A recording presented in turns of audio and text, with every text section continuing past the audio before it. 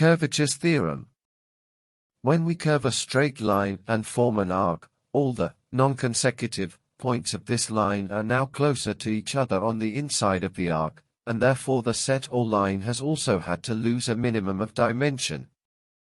And vice versa, if we stretch an arc until it becomes a straight line, now all its points are further away from each other, and therefore the set or line will also be more extended and dimensioned. It is pure geometric logic, because if in an arc all the points, or portions of the line, move away from each other when extended, it is not possible for the sum of their set to be the same in the form of an arc as in the form of a straight line. This, taken to its infinite extreme, could be considered that if we wound a straight line indefinitely, it would disappear at a single point on the plane.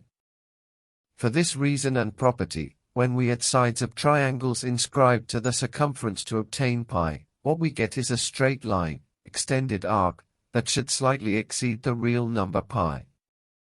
As for cyclic pi, YouTube video, cyclic pi 6, its mathematical and geometric properties are so important that it represents a special pi number by itself, even if it were not the correct pi.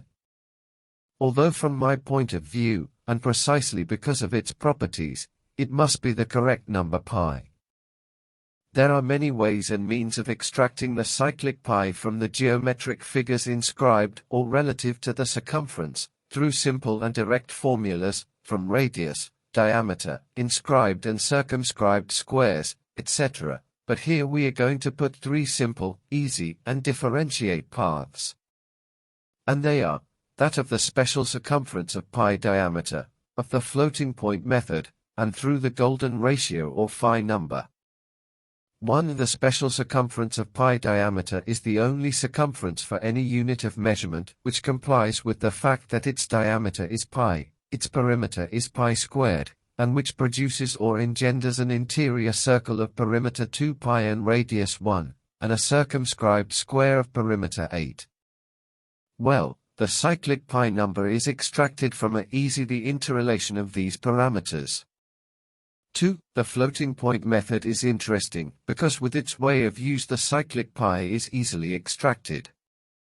This is done by raising cyclic pi to successive powers, and expressing its results in floating point. As we see when we get to the 17th power, the floating point result is 2 by square root of 2. But if we now proceed from here in reverse, from 2 square root of 2, we obtain the cyclic number pi. 3. With the use of the phi number, we obtain an interrelation formula between pi and phi, with which we can extract one from the other. Besides and following, we will include a property that I believe is important to justify the cyclic pi, and it is the circumscription property of simple geometric figures, in which powers and functions of basic elements will give us the measures of all their circumscribed figures. And finally, allow me to explain in a simplified way a property, important from my point of view, which is the property of circumscription of geometric figures, in this case referring to the circumference and its inscribed and circumscribed squares. This property would tell us that powers of the basic elements of the circle, such as its diameter and the number pi, cycles of pi, will give us the dimensions of all the squares and circumscribed circles between them to infinity, as shown in this drawing and in the following one, in which we see that the current pi does not comply with this property, and deviates in successive powers. Well friends, thanks for your interest.